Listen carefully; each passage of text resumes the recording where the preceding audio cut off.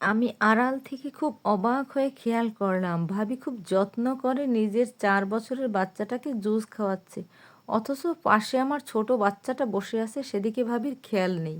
আমার ছোট বাচ্চাটা যখন বলল, মামি আমিও জুস খাবো, তখন ভাবি বিরক্ত হয়ে বলল, কি রাক্ষস ছেলে রে বাবা, যেটা দেখবে সেটাই খেতে চাইবে।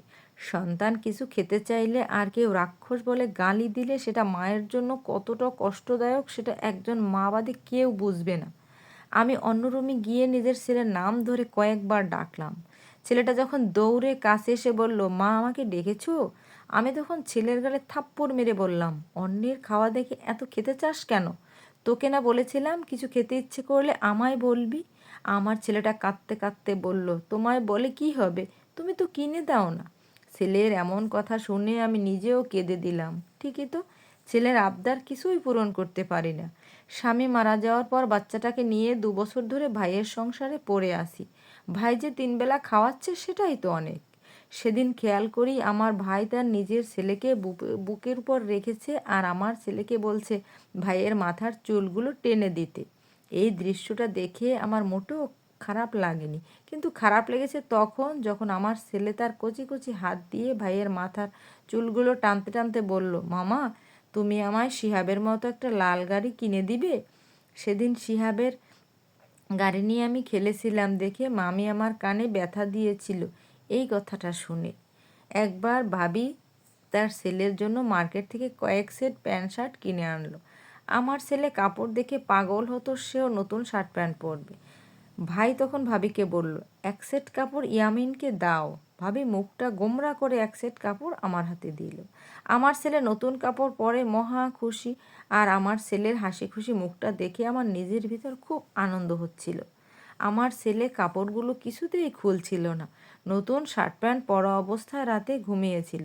ছেলে ঘুমানোর কিছুক্ষণ পর ভাবি আমার রুমে এসে বলল, জান্নাত কিছু মনে করো না, আমি খুব শখ করে আমার ছেলের জন্য কাপড়গুলো কিনেছিলাম। তাছাড়া কাপড়গুলো খুব দামি, তুমি এই কাপড়গুলো আমায় দিয়ে দাও, আমি তোমার ছেলেকে কয়েকদিনের জন্য অন্য কাপড় কিনে এনে দেব। আমি হাসি মুখে ভাবিকে বললাম, আরে না না, কিছু মনে করার নেই এইখানে, আপনি শখ করে আপনার ছেলের জন্য কিনেছেন। এই কথা বলে আমি আমার ছেলের গা থেকে কাপড়গুলো খুলে ভাবির হাতে দিলে ভাবি কাপড়গুলো নিয়ে চলে গেল। আমি সেদিন সারা রাত ঘুমাইনি, ছেলের নিষ্পাপ মুখের দিকে তাকিয়ে সারা রাত চোখের জল ফেলেছিলাম। পরদিন সকালে নতুন কাপড় দেখতে না পেয়ে আমার ছেলে যখন কান্নাকাটি করছিল, তখন আমি আমার ছেলের মুখের দিকে একবারও তাকাইনি। আমি আমার মতো করে চাকরি পরীক্ষার প্রস্তুতি বইয়ের পৃষ্ঠা উল্টিয়ে পড়ছিলাম আর নিজের চোখের জল লুকানোর চেষ্টা করছিলাম।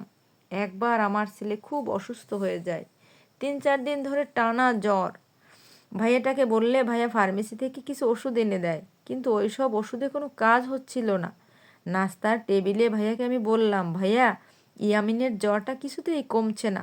ভাইয়া জবাব দেওয়ার আগে ভাবি তখন বলল, আরে আবহাওয়া পরিবর্তন হচ্ছে তো, তাই একটু একটু জ্বর হবেই। আমি ভাবির দিকে তাকিয়ে মাথা নিচু করে বললাম, আসলে ভাবি 3-4 দিন ধরে জ্বরটা কমছে না, তাই খুব চিন্তা হচ্ছে, একটা ডাক্তার দেখানো খুব দরকার। ভাবি কিছুটা রাগান্বিত গলায় বলল, ডাক্তারের কাছে নিতে গেলে তো 4-5 হাজার টাকা খরচ, তোমার ভাইয়া এখন টাকা পাবে কোথায়? অল্প টাকা বেতনের চাকরি করে এতজন লোকের ভরণ পোষণের দায়িত্ব নেওয়া যায়? আমি মাথা নিচু করে বললাম, ভাবি টাকার চিন্তা করতে হবে না, আমি টাকার ব্যবস্থা করে দিব। ভাইয়া অবাক চোখে আমার দিকে তাকে বলল, তুই টাকা পাবি কোথায়? আমি তখন বললাম, মায়ের দেওয়া কিছু অলংকার আছে, সেগুলো বিক্রি করে দিব। ভাবি তখন সাথে সাথে বলে উঠল, আমার শাশুড়ির রেখে যাওয়া স্মৃতিগুলো বিক্রি করে দিবে? তার চেয়ে বরং আমাকেই দিয়ে দাও, আমি তোমাকে তোমার প্রাপ্য দামেই দিব। ভাবির কথা শুনে আমি ভাবির দিকে হাঁ করে তাকিয়ে রইলাম। ভাইয়া তখন বেসিনে হাত ধুতে ধুতে আমায় বলল, নেহা ঠিক কথা বলেছে, মায়ের অলংকারগুলো অন্যজনের কাছে বিক্রি করার চেয়ে তোর ভাবির কাছেই বিক্রি করে দে।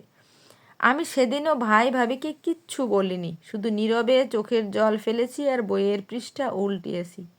2 বছর পর আমি যেদিন ভাই ভাবির বাসা থেকে বিদায় নেব, তখন ভাবি মুখটা বাঁকিয়ে বলল, কথায় আছে, যখন তোমার কেউ ছিল না তখন ছিলাম আমি, এখন তোমার সব হয়েছে, পর হয়েছি আমি। তেমনি যখন চাকরি ছিল না তখন ভাই ভাবির সংসারে ঠিকই থাকতে পেরেছো, আর এখন বড় চাকরি পেয়েছো বলে আমাদের পর করে চলে যাচ্ছ। আমি ভাবির কথা শুনে কিছু না বলে শুধু একটু হাসলাম।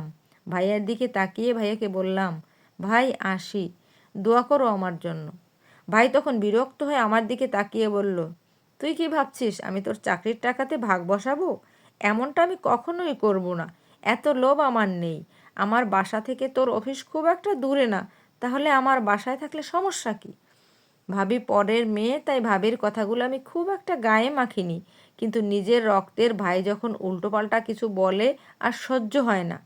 আমি ভাইয়ার চোখের দিকে তাকিয়ে বললাম, লোভ আমারও নেই ভাইয়া। তুমি যে বাসায় থাকো সেই বাসায় আমারও অংশ আছে। যদি লোভ থাকতো তাহলে বলতাম আমার অংশ আমায় দিয়ে দাও। দিনের পর দিন তোমার বউয়ের কটু কথা আমি সহ্য করতাম না।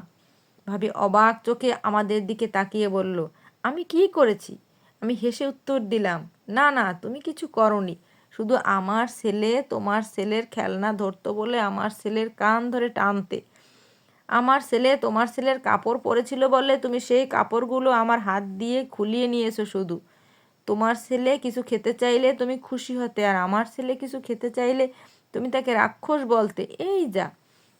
ভাবি আমার কথা শুনে চুপ হয়ে আছে। আমি তখন ভাইয়ার দিকে তাকিয়ে বললাম, ভাইয়া, আমার যাবার কোনো জায়গা ছিল না বলেই তোমাদের কাছে এসেছিলাম। ভেবেছিলাম স্বামীহারা এই বোনটাকে তুমি আগলে রাখবে, পিতৃহারা ভাগ্নেটাকে তুমি তোমার নিজের সন্তানের মতো ভালোবাসবে। বুঝতে পারিনি তুমি আমাদের এতটা অবহেলা করবে। আমার বাচ্চা ছেলেটা প্রতিদিন আশায় থাকতো তুমি তাকে একটা লাল গাড়ি কিনে দেবে। তুমি অফিস থেকে আসলে দৌড়ে তোমার কাছে গিয়ে বলতো, মামা, আমার লাল গাড়ি এনেছো? তুমি বিরক্ত হয়ে আমার ছেলেকে বলতে, কাল কিনে দেব। সেই কাল তোমার কখনোই আসেনি। আমার ছেলের চিকিৎসার জন্য তোমার সংসারে টাকা নেই, অথচ আমার অলংকার কেনার জন্য তোমাদের কাছে ঠিকই টাকা থাকে। ভাইয়া কিছু না বলে চুপ করে রইল। আমি আর কিছু না বলে ছেলের হাত ধরে বাসা থেকে বের হয়ে আসলাম। আমার ছেলে এক হাতে লাল রিমোট কন্ট্রোল গাড়ি আর অন্য হাতে নতুন এক সেট কাপড় নিয়ে হেঁটে যাচ্ছে। আমি একটা জুসের বোতল হাতে নিয়ে ছেলের পিছনে পিছনে হেঁটে যাচ্ছি আর ভাবছি আজকের পর আমাদের সুদিন শুরু।